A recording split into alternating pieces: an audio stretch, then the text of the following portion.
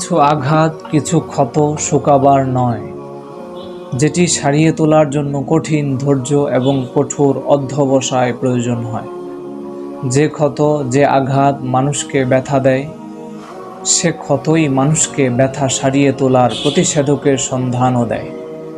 সুতরাং ক্ষণিকের ব্যথা পেয়ে আল্লাহ থেকে বিমুখ হবেন না। অপেক্ষা করুন, ধৈর্য ধরুন, ভালো কিছু আসছে।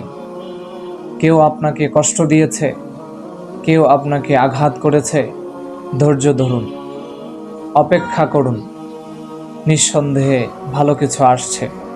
আল্লাহ তাআলা সূরা দুহার মধ্যে বলেছেন, ওয়ালা সাউফা ইউতিকা রাব্বুকা ফাতারদা, অচিরেই তোমার প্রতিপালকের পক্ষ থেকে ভালো কিছু আসছে, অপেক্ষা করো। আবার আল্লাহ তাআলা সূরা ইনশিরাহের মধ্যে বলেছেন, ফা ইন্না মাআল উসরি ইউসরা, অবশ্যই কষ্টের সাথে স্বস্তি রয়েছে। আল্লাহ তাআলা তারপরের আবারও রিপিট করে বলেছেন, ইন্না মাআল উসরি ইউসরা, নিশ্চয়ই কষ্টের সাথে স্বস্তি রয়েছে।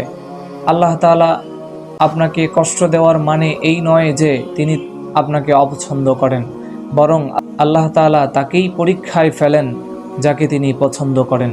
এজন্য এটা ভাববার কোনো কারণ নেই বারবার লাগাতার বিপদ আসছে, একটার পর একটা আসছে, এমন মনে করার কোনো কারণ নেই যে আপনাকে আল্লাহ পছন্দ করেন না বা আল্লাহ আপনার প্রতি অসন্তুষ্ট বলেই লাগাতার বিপদ লেগেই আছে, এমনটা ভাববার কোনো কারণ নেই। বরং এটা এমন চিহ্ন যেটি আপনাকে আল্লাহর প্রিয় হিসাবে আখ্যায়িত করে।